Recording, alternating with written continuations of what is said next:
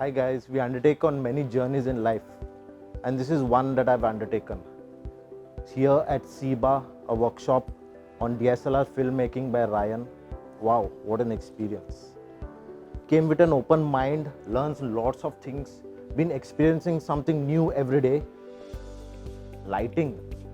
We learned a lot of lighting, quite different moods to be set.